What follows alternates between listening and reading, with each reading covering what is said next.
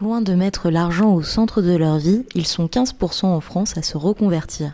Une quête de sens dans un monde du travail chronophage où l'envie de vivre de sa passion est plus forte que tout.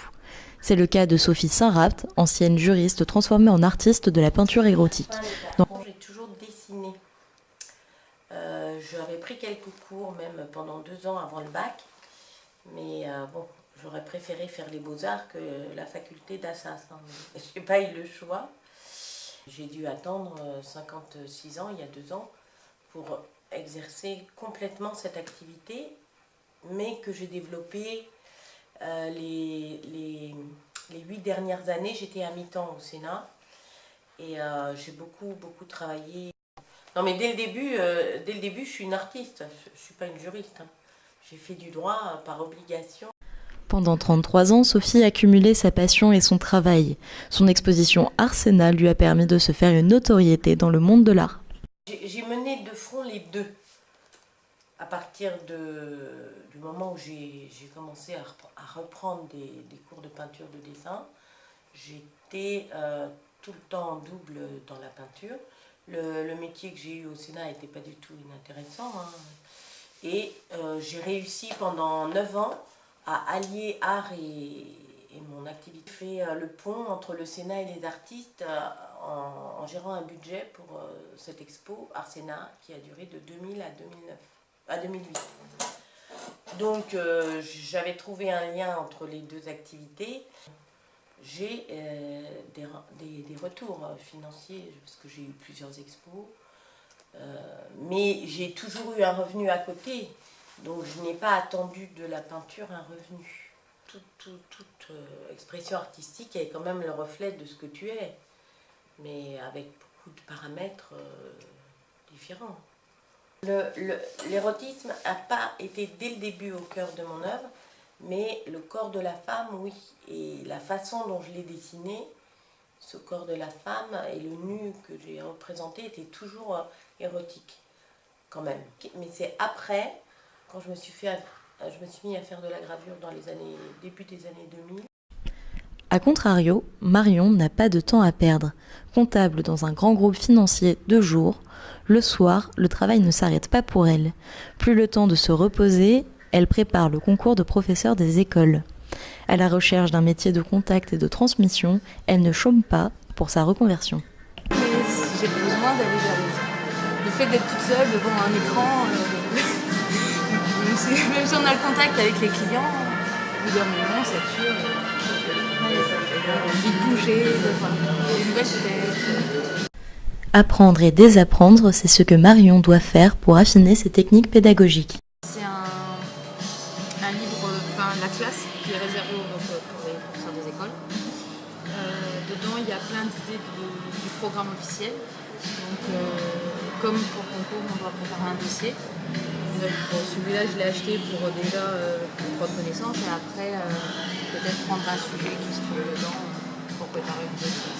On a des options qu'on peut sélectionner. Donc, moi, j'ai pris art visuel. On va préparer un dossier de 10 pages sur tout ce qui est art visuel en école maternelle. Mais là, je commence déjà à repérer quelques petits exercices, ce que je pourrais bien mettre dans le dossier, ça me donne des idées. Alors, il faut d'abord jouer avec les mots qu'il connaît. Il trouve d'abord son prénom, papa, maman, les prénoms des élèves de la classe. Ça, c'est en petite section de maternelle. Et il faut y aller par des idées de jeu. En fait. Bon, ma maman est institutrice déjà, donc elle arrive à la fin de sa carrière. Vers la fin du lycée, je me penchais pour faire des études en sciences et éducation. Et puis après, le temps est venu que finalement j'ai choisi la comptabilité parce qu'au début il y avait l'informatique dedans. C'était un domaine qui me plaisait. Mis à part le statut qui change, j'ai pas trop de différence en fait. Le fait d'être un peu plus libre peut-être aussi que dans le secteur privé. La sécurité de l'emploi en priorité, parce que de nos jours c'est pas évident d'avoir un emploi stable. Et après, j'ai commencé en bas de la grille, mais après, avec l'évolution, je gagnerai plus que là où je suis dans le bureau après 7 ans. Dans une ère de reconversion professionnelle, certains cherchent à être accompagnés. Ainsi, des particuliers tels que des coachs de vie permettent de guider. C'est le cas de Guylaine Roulier-Arduin. Ancienne RH habituée au monde de l'entreprise, elle connaît les codes pour progresser. Il y a vraiment une quête de sens.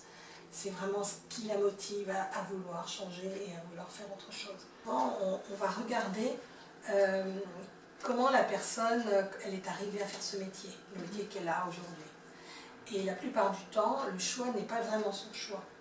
C'est un travail d'échange, hein.